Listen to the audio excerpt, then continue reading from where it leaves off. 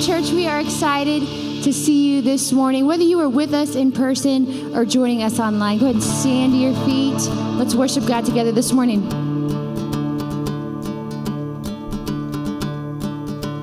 I was buried beneath my shame. Who could carry that kind of weight? It was my tomb till I met you. I was breathing but not alive. All my failures I tried to hide. It was my tomb till I met you. You called my name and I ran out of that grave, out of the darkness into your glorious day. You called my name and I ran out of that grave, out of the darkness into your glorious day.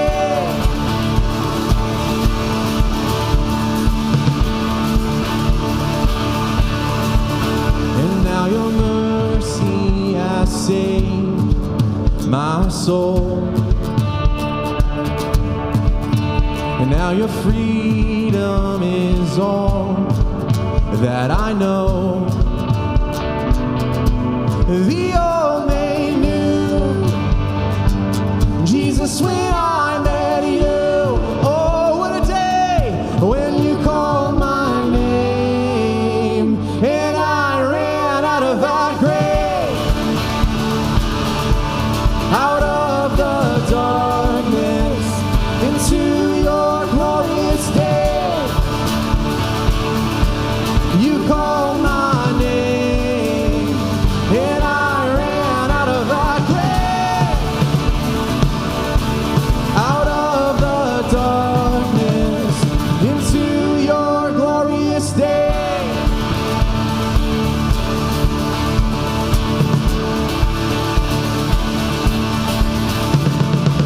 All right, if you're happy to be in the house of the Lord this morning, put your hands together. You should help me out on this next part. I needed rescue, my sin was heavy, but chains break out the weight of your glory.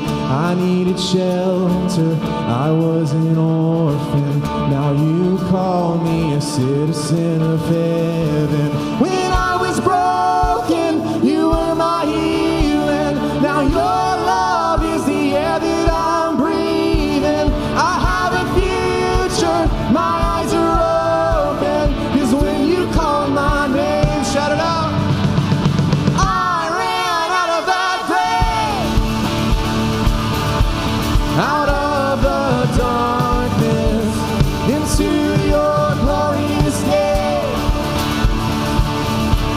You called my name, and I ran out of that grave,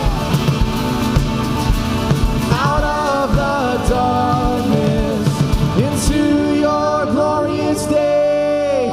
Lift up a shout of praise this morning.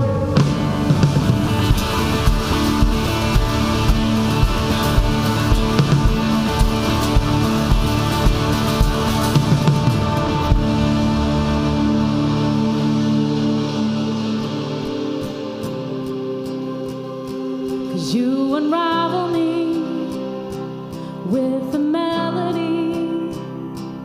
You surround me with a song of deliverance from my enemies, till all my fears are gone. Lift this up. 'Cause I'm no longer a slave to fear, for I am a child of God. And I'm no longer a slave to fear, for I am a child of God.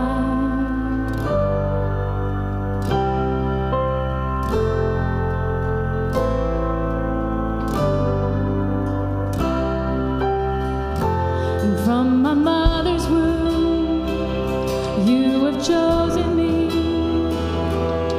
Your love has called my name, and I've been born again into a family. Your blood flows through my veins.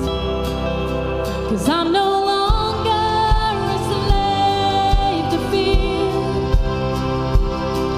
for I am a child of God. And I'm no longer a slave to fear, no, for I am a child of God. It's true, sing it out. And I'm no longer a slave to fear, oh no, for I am a child of God. It's who we are. I'm no longer a slave to fear, for I am a child of God.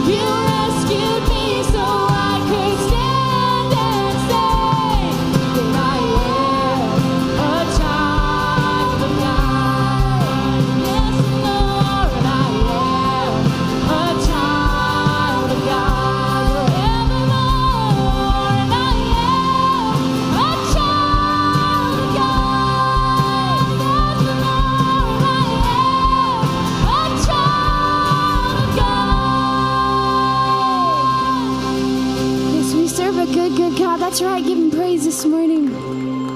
He's such a good, good father to us. He's a God that turns graves into gardens and bones into armies. And we're going to sing about it this morning, and we're going to praise him together as we continue to worship.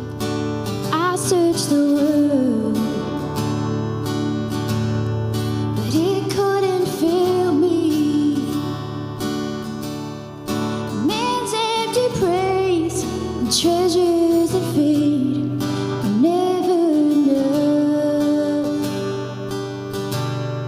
That you came along and put me back together. And every desire is now satisfied here in your love. Let's lift this up together. Oh, there's nothing better than you. There's nothing better than you. There's nothing. Nothing is better than you.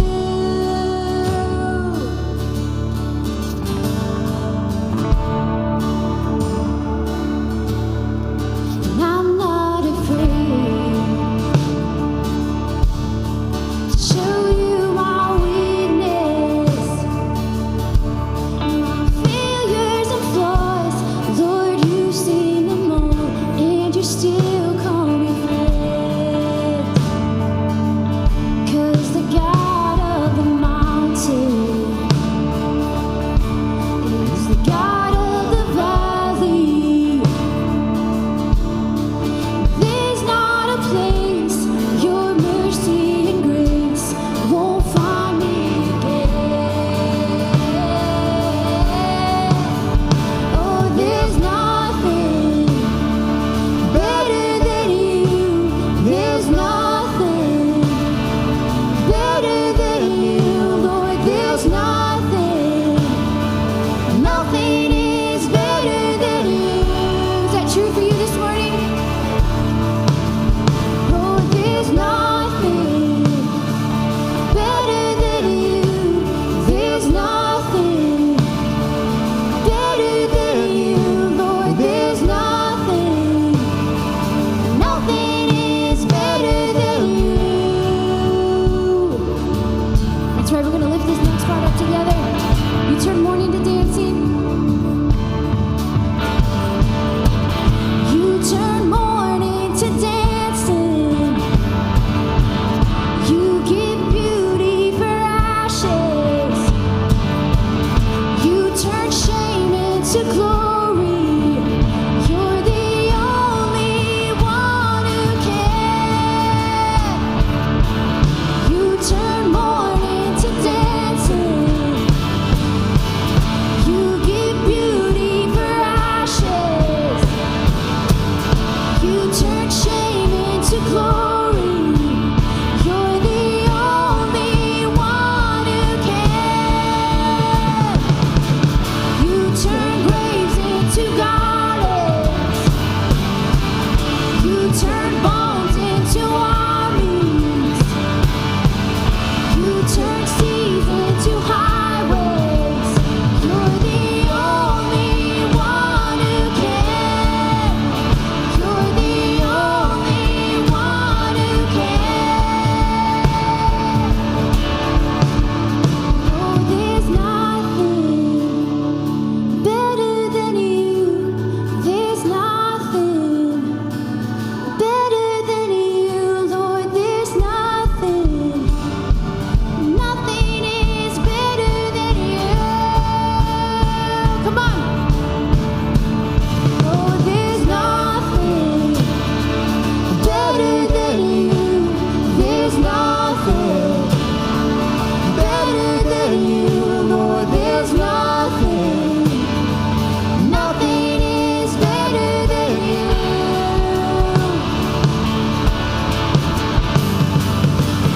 You turn graves into gardens. You turn bones into armies. You turn seas into highways. You're the only one who can.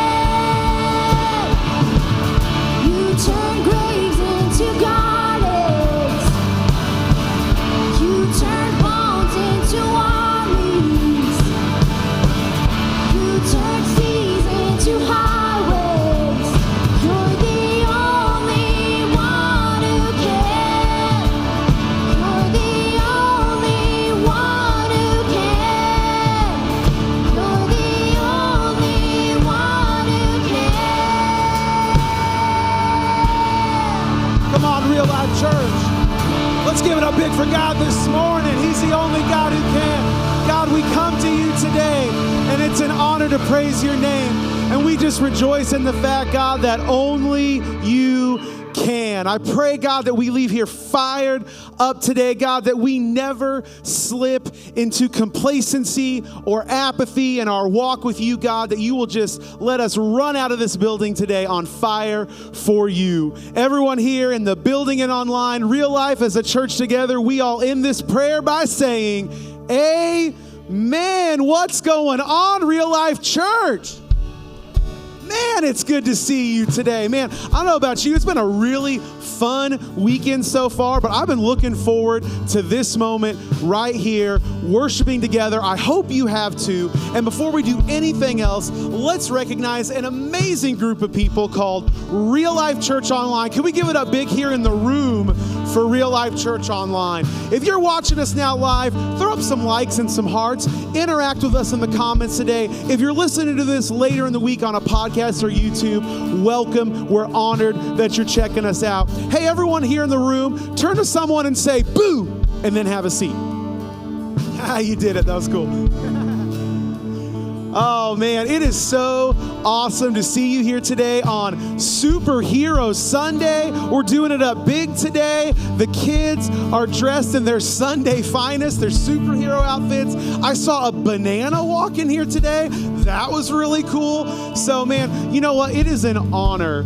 It is an honor to do fun things as a church for the kids. Can I get an amen on that? It's all about them, man, you know, getting them excited for God. And I love what Sean says. I'm going to take a Sean line. There's no junior Holy Spirit, man. That speaks to my heart with 4 littles of my own. And I know how pumped up they are. And if you got kids, man, just thank you. Thank you for bringing them to church. It's so much fun to celebrate with them today. If you're brand new online, I'm going to invite you to click the link you're seeing now. If you're brand new to Real Life Church in the room, I want you to get your phone out and text RL New to 97,000. We have a wonderful group called the Connection Team that would love to follow up with you this week and just answer any questions you might have about Real Life Church and just see how we can be praying for you. I don't think I mentioned this yet, but following up is completely digitally. No one from Real Life Church ever shows up at your door unannounced. Can I get an amen for that? Yeah, we don't do that, all right? We're not like the trick-or-treaters, okay? We ain't just going to show up.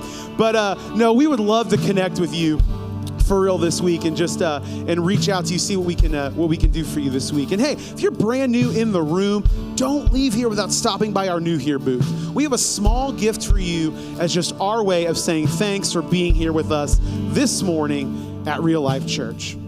You know, Real Life Church is a church on a mission, and that mission goes far beyond what you're seeing here this morning. It's far beyond that Sunday gathering. Our mission is to get out in the community, to get out in the world, and just find people that are close to us but far from God, and to see those people discover their real life and purpose in Jesus. God's got a plan for you guys, man. He's got something for you. If you just open up that heart and just seek Him, I promise you He's not hard to find. And it's our mission to just help that connection to happen. If that's been on your heart, how you can get more involved, if that's been on your heart, how you can get planted to help reach people, I pray that you'll pray about that today. And I pray that you'll find any one of us with a name tag and ask how you can put some roots down here at Real Life Church. We'd be honored to be on mission with you. Well, every few weeks I get to say this, guys, I have some bad news. Can I get a big aw? It's the last message of our Infected series. Let's get it again. Oh, it's been a good one, though, for real. I don't know about you guys, but man, every single week has been a new challenge. And this one might hit the closest to home for some of us, especially those of us that have known God for a while, that have been on mission for a while. But I tell you, there's something that happens that can happen to all of us, and it can happen really quickly. It's called apathy. It's called apathy. And in a lot of ways, apathy is more dangerous than being really high or really low about something. You know, it just sort of creeps up in there, and it happens to us spiritually before we know it. Well, we've said a couple times, but now we're going to say yay. Can I get a big yay? Because because the amazing, I almost called him pastor, the amazing, well, he is, the amazing Barry Hardee, yay, is going to bring us a word today. And we're going to just lean in right now. And he's going to help us to just discover what it's like to find that spark for God again in our lives. Will you give it up big for Barry Hardee? What's up, Barry? What's up, everybody? Man, one of these days when I grow up, I want to be just like Drew. He's my superhero. I couldn't find the costume, though. I see Thor run around, Superman run around, Black Panther, I think. But I couldn't find the Drew costume. So can somebody please work on that creative team? We can market this, get it copyrighted, make some money for Jesus. Man, welcome to Superhero Sunday. You guys having fun? That's right. Man, why do we love superheroes? It inspires us, right? It's who we want to be. Doesn't everybody want to be a hero? There we go. There's going to be somebody out there. No, I want to be Dr. Doom. I want to be the villain. I want to be the destructor, the one that just tears everybody down. No, we love these movies. You know, think of all the Marvel movies that come out in the last several years, or the DC movies. There's a reason why billions and billions of dollars have been made through these movies, because they're movies that speak to what we think is the best. You know, the hero always wins, right? Everything's set in place. There's always a disaster, something that happens, but the hero shows up just in time. And that's what we want in our lives, right? Man, when we were growing up, we always had a favorite superhero. Pastor Sean, who was your favorite superhero? You got to go Superman, right? Man, the guy could do anything. A man of steel. He cannot be destroyed. That is what we were looking for. But what happens in life? Man, when life happens, we put away those childish things, and we see that's not how the world really works. And with all our best intentions and with all our best hopes, we enter into life, work, marriage, and we go in thinking that we're going to be the hero in that situation, and then what happens? We get hurt, we get beat down, we get destroyed. We get to a spot in life where we knew things were really, really well at one time and awesome. We had a spiritual passion, and we loved life. But these things happen, and they continue to happen, and we're wondering, what do these things mean? Why does this happen to me? And we get to a spot where I was going to call him Pastor Drew, where Drew talked about. We get to this spot where it's like, we're just at a spot, it's like, You guys been there? I know I've been there. You know, my generation, Generation X, which we're getting older now, we were kind of the generation that was known as like, you know, we didn't have like the counterculture revolution of the 60s, like we had these ideals that they had. It was like, you know, our parents were divorced. We raised ourselves. We weren't hungry, but we had no passion in our lives. You see that come through in the music, through the grunge scene, whatever. That's who we were. So, this kind of resonates with me. And so if it does with you, I want you guys to know, I'm going to give you right here at the beginning, God's called you to something big. And you might tell me, Barry, I'm not there right now. That's cool. That's fine. Hang with me, because I'm going to tell you guys some stories that hopefully inspire you and just bring back the fact that God's got something big for you. I want to share this verse with you right off the bat. It's in Hebrews. Paul wrote this book, and in Hebrews chapter 6, he's trying to encourage us. And so if that's you today and you have apathy in your life, listen to these words. You may not feel them yet, but listen to them. Let them absorb into your heart. He says this, God's not unjust, because that's what so many of us think. You're like, why does this happen to me?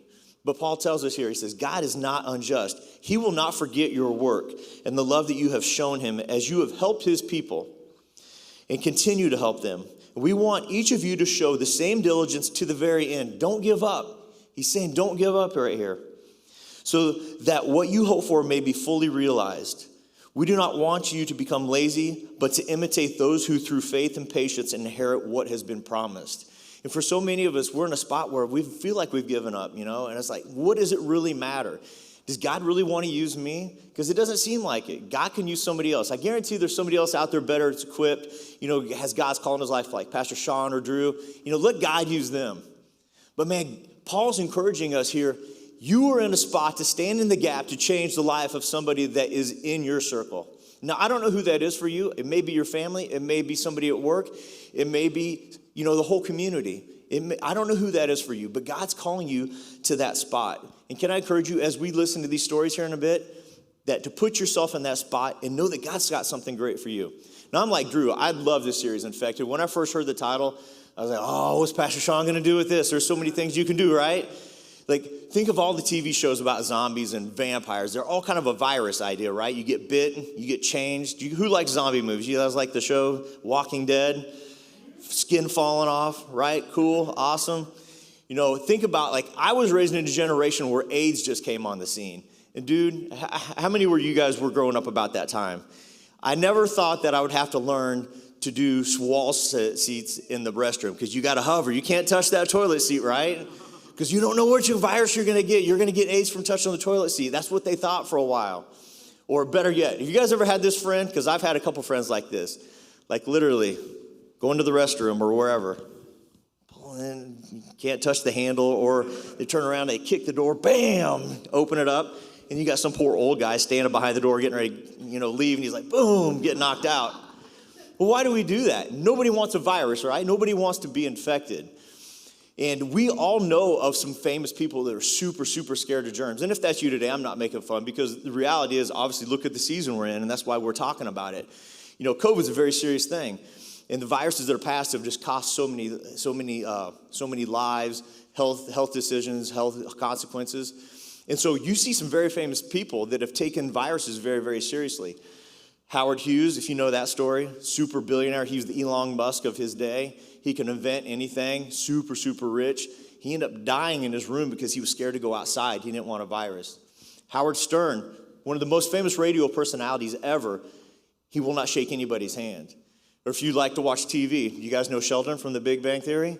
Another guy, right? What is it about it? It's endearing at some level because the guys are trying to protect themselves. Well, I guarantee you guys know one other famous person that absolutely was terrified of germs. Ooh, I heard some names out there. I'm not going to ask you to guess. Did you guys know that Mr. Adolf Hitler was one of the biggest germaphobes ever? And I was like, when I first heard that a couple years ago, I was like, that's kind of weird. Because when you think of Hitler, what do you guys think of? Think of the little mustache, the guy up there raging on stage with the oratorical skills of a charismatic leader, anger, the Holocaust. Those are the things that come to my mind. I never really thought of Hitler as a germaphobe. Like, that's kind of weird. And then the guy that was talking about it, he said, if you listen to his speeches and what he has to say, how did he describe the Jews of his day? He called them what? He called them the virus of the world. So here's Hitler being afraid of viruses, and he puts that persona on the people of God, that racial identity of the Jews, and what's he decide to do? Well, you know the history. Through the Holocaust, he tried to destroy them. And, here's the thing. We're not getting into politics today, but you hear a lot of people say, if I was a citizen back in the 1930s in Germany, I would have stood up to Hitler. I would have done something different. And so here's what I'm going to do today. I see a fascist, I'm going to punch him in the face. And, I get that sentiment. But guess what? That's really easy to do. I've got a better question for somebody that ever says that. How about, what would you do if you came across that person and you stood in the gap and you decided to be a spiritual mentor or a protector of that person? Because do you guys really think Hitler woke up one day and ended up where he was at, deciding to kill 6 million people? That's not what happens. What if Hitler would have had somebody in his life speaking truth to him and said, son, I see what's going on in your life. You're walking down a path that is going to end in destruction. And that person doesn't even have to know really how bad it was going to be. To stand in that person's spot, and stand in that gap, and lead that young man. What would the world look like today had somebody taken that role and that opportunity just to mentor that guy? And so for so many of us, we live in a world of apathy, and we think our lives don't make a difference. And I'm not going to, I have no idea who we influence. But the same thing applied to the people that were in his circle. They never knew what he was going to do. So God's called us to a big purpose. God's called us to a place where you have an opportunity to change somebody's life. And so I'm not here to talk about Hitler, but I want you guys to know this. Hitler was not the first person to try to wipe the Jews off the face of the earth. He wasn't. So I'm going to tell you guys a really cool story. So if you guys haven't had an opportunity to read the Bible much, I want to encourage you. I'm going to share parts of this story today from a book called Esther. And it's in the Old Testament, so check it out. I really want to encourage you guys. It's a really awesome place to start reading the Bible, because when you get into stories, I have had people ask me, like, how do I start reading the Bible? The Bible has so many cool stories, and this is one of them. Jump in, read this. It's like 6 chapters. It's really short. So I want to give you a little bit of the background of what's going on here before I tell you the story about Esther and what happened to the Jews in her time. So the quick history is this, is that the Jews had a whole kingdom. You've heard of like King David, King Solomon. Well, in that time, man, they were ruling that whole area. God was good. They were following God's laws, and everything was working out just fine. But you guys know how things work, right? What eventually happens? Eventually, you have a guy that comes along that's like, he's not quite as good as David, and he's not quite as wise as Solomon. And that's the story of Israel. And so what you had was you had some kings that were good, and then they were okay, and then they turned downright bad. And the worst things you ever heard of the Roman emperors, some of the kings of Israel were doing that. And so God was sending prophets. He was sending pastors. He was sending leadership into those guys' lives to say, hey, you need to follow my law. Here's what I'm calling you to. And the kings, so many of them, they go like, I'm going to do my own thing. They would start building idols. They would start worshiping other gods. And then eventually you'd get a good king, and he would fix things for a little bit. But this whole cycle of history just kept going and going and going to eventually what happened was God pulled the blessings away from Israel, and they were captured by a king named Nebuchadnezzar, which he was the king of the Babylonians. And so we set all this up. Here are the Jews. They know they are the people of God, but they've gotten so far away from him that they've been captured. Can you imagine if that was you today? Somebody took you away from your home, the only country you've ever known, and took you to another place. You'd be like, where's God? I can't do anything right. You know, God's done with me. I'm over. And that's who we are, and that's who the Jews were at that time. And so here's the next part of the story. So Nebuchadnezzar, he had a downfall, and there was another kingdom that took over, and they were called the Medo-Persian Empire, to give you a little bit of history. So now if you like movies, here's how I'm going to tie this in. You guys ever see the movie 300 with Leonidas, with the abs like Sean? You know, that guy? That's right. So the king that he was fighting against was from Persia, and his name was King Xerxes. So now, I don't know if Xerxes had all the rings and tattoos and everything, but that's a character, that's the guy we're talking about. So in the book of Esther, that's where this story starts. So now here's the funny thing to me. Xerxes was the most powerful ruler of his day. What would you guys do if you guys were the most powerful ruler and nobody could question you, right? What would you guys be like?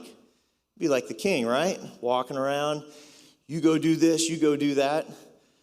Well, here's the funny thing about the Bible. Man, the Bible just lays things out so real, and it just blows my mind. So here's the beginning of the story of the book of Esther. You have the most powerful king in the whole world. He was as powerful as any emperor was of Rome, more powerful than Hitler, more powerful than any other U.S. president ever thought about being. So it starts off with the story. The king threw a party, right? He had all his nobles, all his servants, they were all there. He's like, hey, guess what? My queen, Vashti, she is so beautiful. I just want you guys to all look at her and see how lucky I am and how I hold her up. And he said, all right, servants, I want you to go get her and bring her in so everybody can see how beautiful she is. So they go talk to Vashti like, hey, the king's summoning you. She wants you to come to this party. What does she do? This is a lesson on marriage. She goes, I'm busy. I'm watching The View. I don't have time for you. So she tells him no, right? Here's the craziest thing. The most powerful guy in the whole world, his wife tells him no, and what's he do? He starts pouting like a baby. He's like, what am I going to do? So he gets all his wise men around him, all his leaders, nobles. He's like, guys, she won't listen to me. What do I do? Can you guys imagine that? Pastor Sean calls a leadership meeting, get the board together, get the staff. Guys, I wanted Diane to do something and she didn't listen to me. You know what I call this? I call this Monday. Actually, it's the opposite though. It's the opposite though. Chrissy asked me to do something and I just don't listen to her. And then I'm like, you're right. I shouldn't have done that. But no, here's Xerxes. He's the most powerful person in the world. And the leadership around him, they're like, oh, you can't let that stand. You got to get that girl out of here. He goes, because guess what? If all our wives see what she's doing, they're going to do the same thing, and it's going to be the ruin of the kingdom. That's exactly what they told him. So he's like, all right, here's what we're going to do. You're gone. Now, he didn't, I guess to his credit, he didn't kill her. But he goes like, Vashti, you're out. So this is the beginning of the story of Esther. So every king needs a queen, so he's got to replace her. So they make a search throughout the whole land, and they bring all the most beautiful women, and they start gathering them up. So here you have Esther, who is a Jew. Now here's Esther is so emblematic of who we are in so many ways. And she's one of these women that starts getting gathered up. But Esther has so many things in her life that could have held her back from the greatness that she could become. And so that's what's going on in our lives as well. God's called you and given you so many gifts, a purpose, a great calling on your life, but we don't think we can do it. And I want to explore some of the things that Esther happened to her and why it could have led her to a life of apathy. So the story begins at Esther, and it tells you who she is. She's an orphan. She is a person in a place within a group, an identity called the Jews, and they're already like a second-class citizen. And on top of that, she has no parents. They've died. It doesn't say why, but you can imagine that as a second-class citizen, they probably just got wiped out. Like, oh, you're not going to do this? Boom, dead. And so who's left behind? Esther. And I don't know who's here today that has been raised in a situation like that, but maybe that's you today. Maybe you've been in a spot, a situation where all your support structure has been ripped away from you. And that's who Esther was.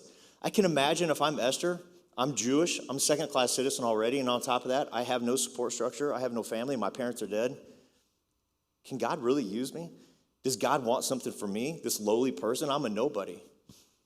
And I think of so many people that just take in foster kids, and by the grace of God, my wife and I were able to do that and then adopt. But I saw the system as I got into it, and there's so many kids that just have nothing, and what they do is they just tighten up and they build a shell, and they won't let anybody in because they've been so hurt. And maybe that's you as well, because the other orphans in this world aren't just people that are physical orphans from losing their parents, but maybe you're an orphan because you've lost a relationship.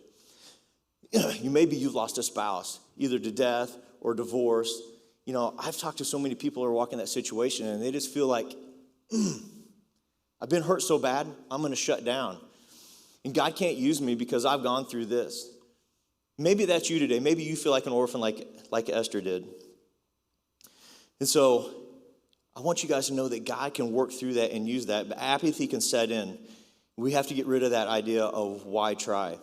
So the other thing we've talked about a little bit is that she was a Jew. Now, the one thing that Esther ended up having in her benefit is that she had a family member come along and saw the distress of being an orphan and decided to take her into his home. And his name was Mordecai. He ended up being a very, very wise man. And so what Mordecai did was this. He said, hey, Esther, I'm going to protect you. And so when it came time and Esther started getting gathered up, Mordecai was trying to protect her because he probably didn't know what was going to happen to the women that weren't chosen. So he wanted to give Esther the best chance to be chosen to be queen because it would put her in a position to be taken care of. You know, if you're the queen, you don't have to worry about what you're going to eat, how you're going to live. You're going to be taken care of. And so Mordecai wanted that for her. So he said this, though. All right, you're a Jew. If you want to be queen, you need to hide that because you're not going to get chosen. You're a second-class citizen in their eyes. You're inferior. And so as Esther's thinking about this, can you imagine being in that spot? You can't tell somebody who you really are because you're going to get rejected. Well, that's what happened to Esther. And if you're in that spot and I can't be who I am and you can't be who you are, man, apathy sets again in that situation. Because if I can't be honest and let you know who I really am, who my identity is, and that identity can be a lot of things. It's not just racial. It could be just who you are, what you care about, what your passions are about. If you have to hide that, man, can you imagine living that way? But that's what Mordecai advised her to do. And it was a badge of shame. And there's so many of us that have identities that have shame and guilt tied to that. Because the things that have happened to us, whether we've been abused or whether we've been hurt, you know, those are the things that just hold us back, right? And so in Esther's life, she had all this shame and baggage of being a Jew just tied in around who she was. And that was holding her back. One of the things that I've seen oftentimes, and it happened again this week, I've known so many people that on the outside, everything looks like it's together, right? And that's one of the knocks on church. You know, we put on our good face when we come to church and everything looks okay to the outside world or the people that we go to church with or at work or wherever. But sometimes there's deep-seated issues going on in the background. And those are the things that hold us back. And we're scared to let those things be. We're scared to let people know what's really happening. And in the situation I'm talking about, it's a marriage. It's a guy that I've known forever, and I've known his wife for a long time, and I didn't think anything was perfect, but I didn't really know how bad it was. And they've kept that hidden because it was going to affect his identity. It was going to affect his ministry job. It was going to affect how people looked at him. And Esther, the same thing happened with her. The same thing can happen with us. So here's the next part of Esther's story. So, man, to be queen, I'm not tough enough to do this. She had to spend 12 months getting prepared to even meet the guy, to meet Xerxes. And she was in this whole group of other, just beautiful young maidens. They had to get through all these processes of being dipped in myrrh, spices. I don't know what they were doing, but she had to be absolutely perfect to meet the king. So here's the awesome thing about Esther. The people that were serving the king, they saw something special in Esther. In the same way that somebody sees something special in you guys, I know it. And so what God was doing behind the scenes is that they were preparing Esther to meet the king. And she found favor in everybody's eyes, because even though that she might have been apathetic and didn't see the gifting and the good things in her life that she could bring to the world and stand in the gap to protect somebody, God saw it and the people around her saw it. And so what happened is that eventually she got to meet the king, and he said, bam, girl, that's the one right there. That's the one I want. And it was no doubt. It was like no dating game. We're not going through contestants A, B, and C. I've got the first one. That's it. So Esther became queen. Esther became queen. Esther was chosen, man. She hit the lottery, right? And that's what we think sometimes. They're like, oh, man, I had it. It was good. But then you really start finding out the details. What was really going on here? Yeah, she's the queen. But we already saw what happened to the first one, to Vashti. There's really no power here. There's really no prestige other than I'm just a trophy. I'm just another piece of jewelry on this guy's ring. I'm just something to make him look better. Really, she was powerless. She didn't bring anything to the table. And here's the other interesting thing is that in that time and in that world, and the Bible talks about it, she couldn't even go see her husband anytime she wanted. And if she went to go see him without being summoned, she was under the threat of death. If she just needed to ask him something, hey, babe, let's talk about this. I didn't summon you. Oh. Can you imagine living that way? How many of you have felt powerless in some situation in your life, whether it's at work and you've been put under a load and given a job to do that you're not resourced to do? Maybe you were raised in an abusive situation, and I hear this story more than I care to ever think about. Don't tell anybody, or I'm going to hurt you and your sister. Can you imagine being in a situation where you are completely helpless and completely powerless? You walk into that world, and maybe that's you today. How can you not give up? How can apathy not set in? Man, I get it. I can't make that change because I have no power to do it. And that's where Esther was at. So as we've continued the rest of Esther's story, and I really encourage you again, go back and read the whole thing because it's so awesome. Esther becomes queen. And Xerxes is making changes everywhere. And what he does is that he ends up raising up another guy. He raises up another servant, and his name's Haman. And the Haman guy, this is where the plot turns bad. Haman's not a good guy. He's power hungry. He's money hungry. He wants all the prestige for himself. He'd really probably like to get rid of Xerxes, if truth be told. Well, he gets promoted to this prestigious position, and everybody's kissing his hiney, right? They're like, oh yeah, Haman, you the man. Except one guy. Who was that? It was Mordecai. It was the guy that was a God-fearing man that had raised up Esther, protected her, and was able to put her in a position where she became king. Mordecai wouldn't bow. Mordecai wouldn't kiss his hand, wouldn't give him honor, because he knew what kind of guy Haman was, and that just ticked Haman off. And so the rest of the story, where the plot really goes, is Haman says, you know what? I'm going to kill Mordecai. Mordecai was a Jew. You talked about Hitler, but guess what? Killing Mordecai is not enough. Killing his family is not enough. Yep, I found out Mordecai's a Jew. We're going to kill everybody. This is Haman's plan. And so Xerxes doesn't know what's going on. He doesn't care about the Jews. He's what's up? Okay, so Haman goes in. He goes, hey, guess what, king? There's a people throughout your kingdom. They don't listen to the laws. They don't follow your customs. hey, guess what? I'm going to give you $10,000 or 10,000 talents of silver, which was probably millions of dollars, and I'm going to give it to the treasury just so we can go kill all these people, because it'll be a good thing for you, king. The king's like, okay, you're my leader. I'm going to listen to you. Keep your money. Just do what you got to do. I'll cover the cost. We're going to kill all the Jews. He didn't know that Esther was a Jew. So Mordecai hears this. He rips his clothes off. He starts praying and fasting. And Esther's people come to her and go like, man, Esther, did you hear what happened? Do you see what Mordecai's doing out there? What's going on? And she has no idea. She's in the where do kings and queens stay? They're in that castle. I don't know what they're in. They're in a building separated somewhere. This is Persia. This isn't England. This isn't King Arthur. I don't know where she's at, but she's separated. She goes and sends her servants to Mordecai. Dude, what's going on?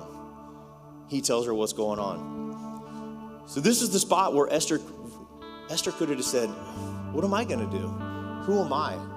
Apathy could have set in. And God's calling her to stand in the gap. And Mordecai's saying, we need your help.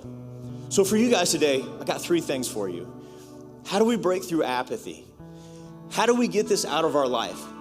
How do we get rid of this infection to stand in the gap to change the lives of the people that God's called us to do? And real quickly, Esther did 3 things. The first one is this, she got the right perspective.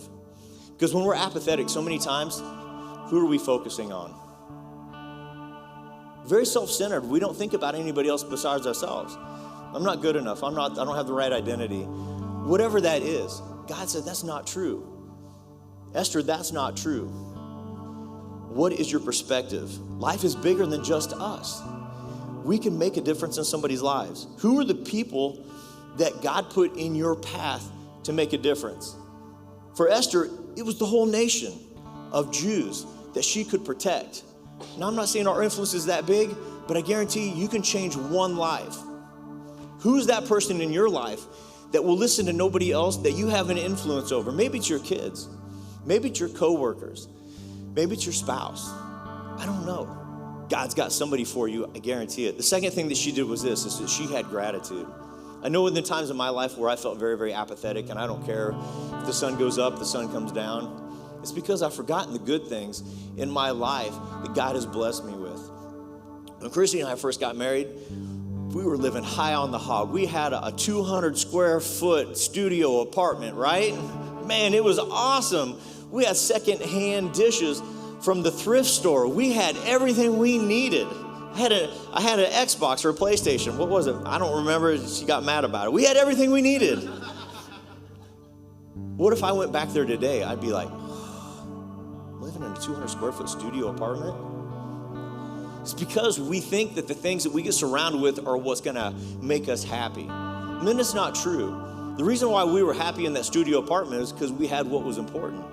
And that was each other. What are the things that God's given you in your life that really are important that we've lost sight of? There's so many things that we forget about because we get our eyes on something else. Gratitude is the thing that just destroys apathy. Because if I can be thankful in the little things that God gives us, man, it takes the eyes off myself and puts it where it should be.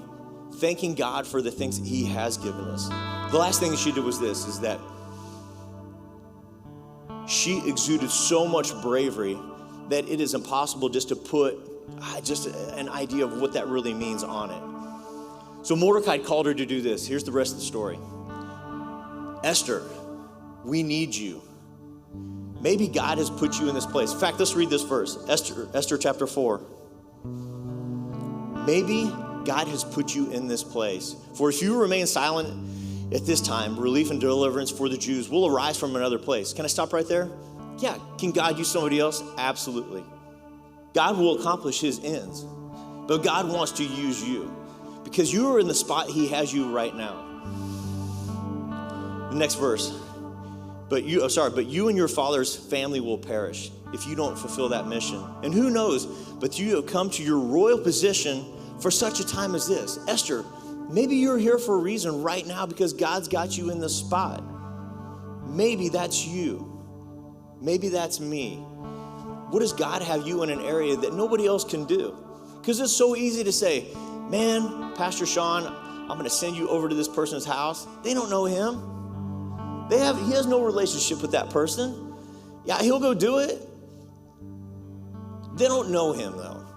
They know you. They know me. Whoever that person is. Man, the bravery that we have to have sometimes to walk in that situation is the bravery of Esther. Esther walked in and said, guys, if I go to see the king, he may kill me. He hasn't summoned me. It's going to cost me everything. The bravery is to do the right thing when it could cost you everything. And maybe our lives aren't called and it's not going to be that drastic, but sometimes it feels that way. And that's where the apathy comes in. Like, somebody else will get it. But man, God's called you to be brave. God's called you to make that difference. Only you can do it in the way that God's called you to do it. The things that God has given us, man, it is so awesome. Esther decided, guys, if you want me to do this, I want you guys to stop and pray for 3 days. I'm going to do the same thing. And she did, and they did. She goes in to see the king, and the only thing that she was looking for is for him to hold out his scepter, because that means that she was welcome. And that's what happened. She walked in, he held it out. He said, I will give you anything up to half of my kingdom. What do you want? And I don't have time to tell you the rest of the story, the whole thing. But guess what? She worked a situation. This woman was smart. She was wise. She was cunning. And when it was all said and done, Mordecai was saved. The Jews were saved. Haman was dead. Justice came. Esther played the hero in that situation. It's the same thing that can happen in your life. Don't ever buy the lie that you can't be the hero because you don't think you're good enough. Because the apathy is set in. Your identity, you have to hide from people. God can use you no matter what. And as I finish here, I'm going to finish with stories from 2 different movies. And a lot of people make fun of me because I'm always reference movies. But here's the reason why I talk about movies is that every culture throughout history has a story. And they tell all their values and principles, what they believe in, through those stories. And in our culture, we use movies to tell those, to give our principles, the things that we believe in, whether it's superheroes or just whatever, whether they're romance. So the first movie I want to talk about real quickly is, have you ever seen a movie called G.I. Jane? It's a movie about a fictionalized where a woman goes to be a Navy SEAL, first one ever. She's going through the training. And I'm not sure if all the details are completely correct, whatever. But I do know this, is that I've talked to some people that are in the military, and there's a part of the movie that's absolutely true. Because the people they bring in to be Navy SEALs or Army Rangers or whatever, but specifically here Navy SEALs, they were the best of the best. They were the strongest, the toughest, the most dedicated. Maybe that was you at one point. Maybe you're the strongest, the most dedicated, the person that everybody looked to. But apathy set in. And that's what happens with these guys, because these guys get beaten down. They want to make sure that they're prepared and ready to go. They're carrying the boats. They're carrying the logs. They have no sleep. They're starved. And this happens for a week. Well, they have a way out. And what it is if you've seen the movie, there's a bell sitting right in the middle of the courtyard. And if you want to be done and you want to give up, you go in and you ring the bell. Ding, ding, ding. And so you see the movie and you watch it. These guys get beat down. They're bloody. They're hurt. And you see this guy going up and his head's down. He's dejected and he's just over it. He's given up. And he was one of the best. He goes up and goes ding, ding, ding. And all the training guys are like, you should leave now. And that's what they're telling these guys. And that's what the world does to us. You're not good enough. Drop out now. Ring that bell. And so there's so many of us in our lives that we've rang that bell. We think that we have. My spouse left. Ding, ding, ding. I got cancer. God can't use me anymore. I can't give anything. Ding, ding, ding. And that's what happens. And that's what we feel like. Sometimes maybe it's frustration. I've been in churches where, man, God's got a call on somebody's life. And they don't let them do it because they're not good enough. They're not qualified. And that person goes, okay. Ding, ding, ding. Esther had that bell rung in her life. She was an orphan. She had to hide her identity. She was powerless as a queen. And we have the same thing happen in our lives. Have you rung that bell in your life? I know that I have. I can't do it. I'm not good enough. Ding, ding, ding. Last movie I want to reference is this. My wife. Can I tell you, my wife hates these movies. Rocky. How can you hate Rocky? Oh, yeah, clap. If you like Rocky, can you clap? There we go. Give me some support here. Well, here's the scene that I want to talk about. It was probably the worst movie in that series is Rocky V, was with our own Tommy Morrison. He played a guy named Tommy Gunn. But can I set the scene a little bit? Because if you haven't watched Rocky, you should. Go read Esther first. Don't listen to her. Go read Esther first, and then go watch some Rocky. So Rocky's this guy. He's from the streets. Nobody gave him a chance. He pulled himself up, became champion. So by the time Rocky V comes around, he's been the king, but he's getting older. And he's basically done. And at the beginning of the movie, he finds out that he's broke. So he's punch drunk. He's not the guy he used to be. That's who his identity was. And on top of that, he no longer has any money. So he has to leave his big, huge palace and move back to the streets where he grew up in Philadelphia. So the last thing he can find to do is pour himself into somebody else. Maybe that's you today. Maybe you have poured your life into somebody else. And for Rocky, it was some guy named Tommy Gunn, an up-and-coming fighter that nobody believed in. So Rocky took his time and basically adopted him. He became a son to Rocky. This guy turned his back on him. And ultimately, towards the end of the movie, they get in a huge street fight, and Tommy's just wailing on him. He's half his age, just beating him down. And here's where the scene becomes very, very powerful. You have Rocky sitting down, older guy, beat up, laying in the street. He's hurt, and he starts having all these flashbacks because he has all these mental issues because of the brain trauma he's had from being a boxer. And what he's doing in that scene is all these things that have happened in his life just start flashing back. Beaten down by Ivan Drago, getting hurt, being down. And these are the things that bring apathy in our lives, because it would have been so easy for Rocky just to lay on that ground. And they're so easy for us to lay on that ground. Barry, you don't know what's happened to me. You don't know what I've been through. You don't know who I am or what I've been or what I've done. And you lay on the ground and you're beaten down and you're hurt.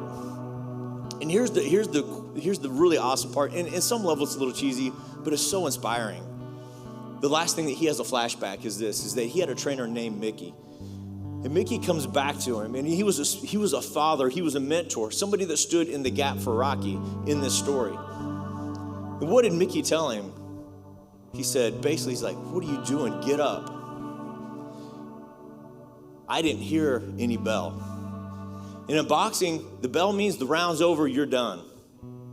Mickey said, I didn't hear any bell. Get up. So Rocky does. I want you to know, even if you think you've rung that bell, the very fact that you have breath in your lungs means God didn't hear any bell.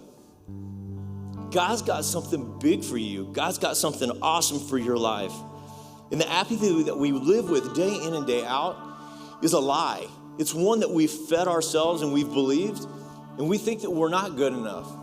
But just like Mickey, even as cheesy as that example is, you have the Holy Spirit in your life if you're a child of God.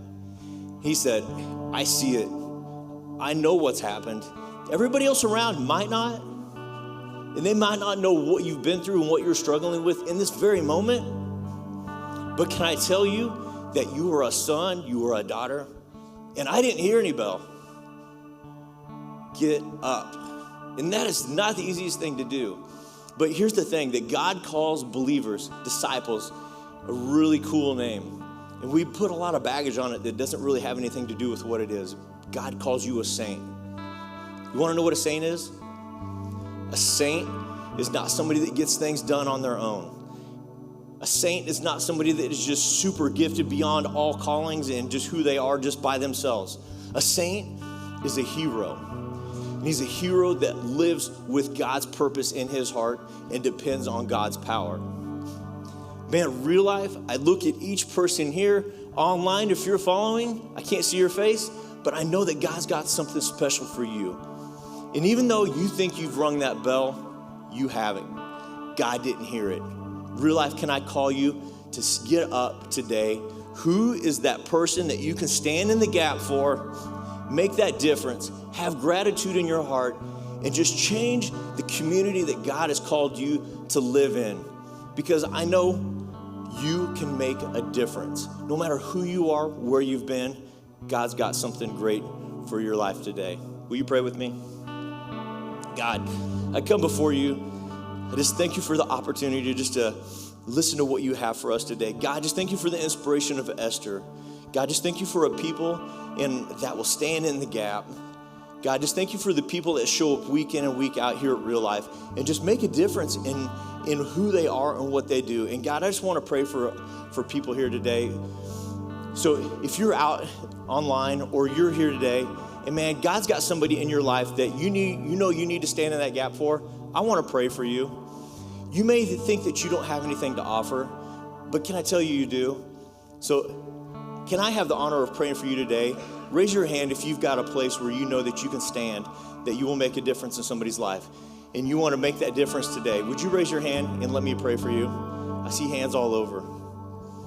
God, be with your people today. Give them the courage and just the ability to depend on you. God, let them know that they have been created in your image and that they have a great purpose and a passion to fulfill. God, allow them just to make a difference where they're at today by living in your power. I want to pray for one last group today. Maybe you're an orphan from the beginning because you don't know your spiritual father. And can I tell you that God is searching for you today? In the same way that Esther went from a nobody to the queen, a position of privilege, man, that position's always been available for you to be in God's house, to be in God's family. And God's calling you home today.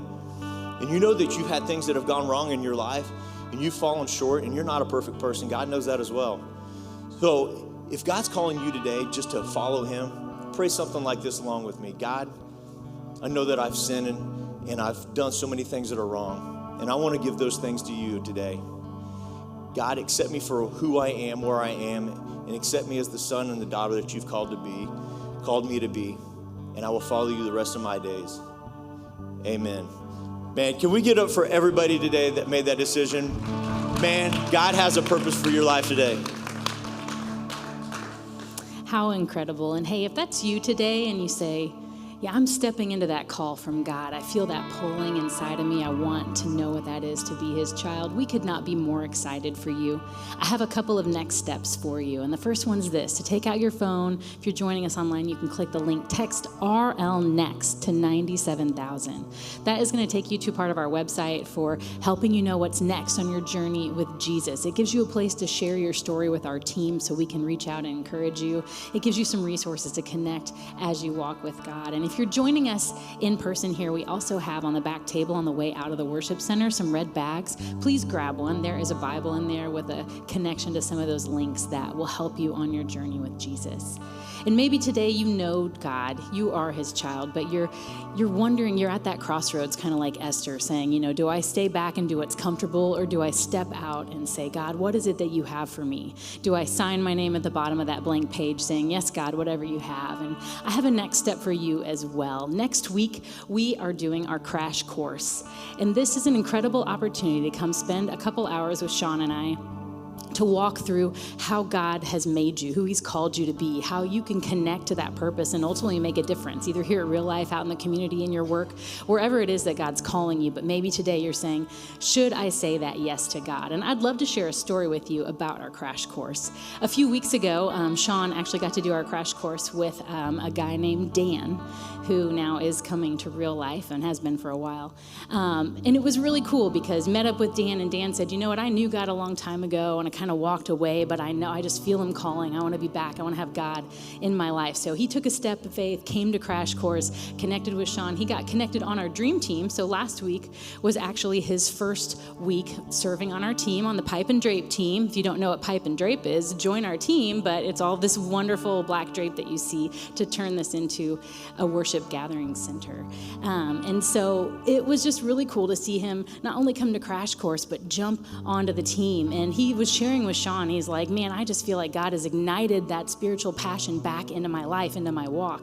And so last week, we also got to have our heart and soul night, and it was just an incredible shot in the arm for our team, a time of encouragement, and I love it because that morning was Dan's first time serving on the team. He goes out that afternoon, he's driving on the road, somebody needs help on the side of the road, pulls over to see how he can help that person, and then in the process starts a conversation to, hey, invite that person to church, why don't you come out, I go to this awesome church. Just every step along along the way, and then he's like, you know what? I'm going to go to Heart and Soul Night on his first day serving on the Dream Team. So came out, hung out with the host team at Heart and Soul, and then at the very end of Heart and Soul Night, Sean asked everybody who was at the table, somebody to stand up and pray for their team. And without missing a beat, Dan, first day on the Dream Team, stands up, puts out his arms, prays over those guys on the host team. And it was just really cool to see how God has just grabbed a hold of him and is working in his life to make a difference in people around him. And it wasn't because of anything Sean did or because we did here or had a crash course, but Dan was willing to say yes to God and to say, you know what, God, whatever you have, if it's uncomfortable, it pulls me out, I'm gonna do it. And so it's just so cool to see God using people and grabbing a hold of their lives. So I don't know if he's in here right now, I saw him this morning, but let's give it up for Dan. Yeah. It's been so cool to see just so many of you, how God has grabbed a hold of you and gotten a part of the team. So if you're in that moment where you're like, I don't know what to do, but I want to say yes to God, come out to Crash Course next week. Sean and I would love to connect with you. You can sign up RSVP on our website. It's from 2 to 4:30 next Sunday, so we'd love to see you. And the last next step is this, that we get to make a difference in the lives of Dans all over our city because of your generosity. So let me encourage you to feed the thing that feeds you, feed the thing that's making a difference in our lives. And you can do that a few ways. You can go to reallifechurchkc.com. You can click give. You can text any amount to 84321, or we have a giving box in the back that you can drop cash or check in there. So let me invite you to be a part of what God is doing here at Real Life. And then I would love it if you would check out this video to see what's coming up.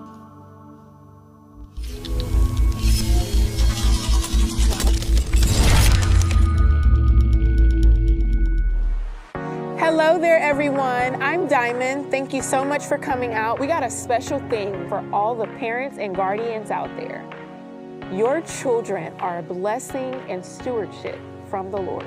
As parents, be a part of a special moment of child dedication. Mark your calendars and align your heart with God's heart as we get together on November the 7th.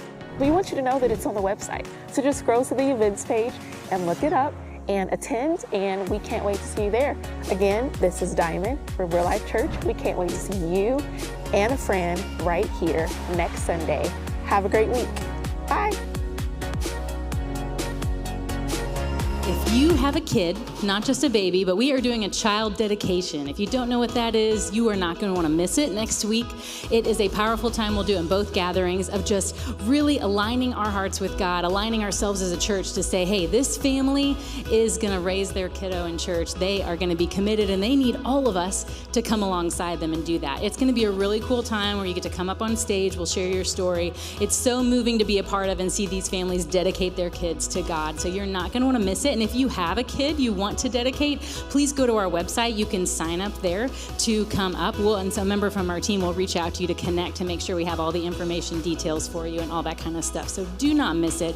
It's going to be a powerful time to pray a blessing over these families.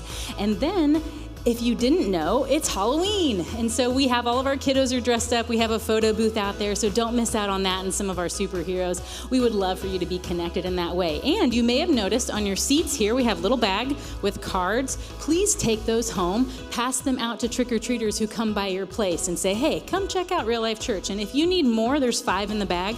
There's gonna be somebody at the door back there who has stacks of 25, so you can grab a few of those as well if you wanna pass them out to trick-or-treaters tonight at your house. And so grab some of those, have a happy Halloween.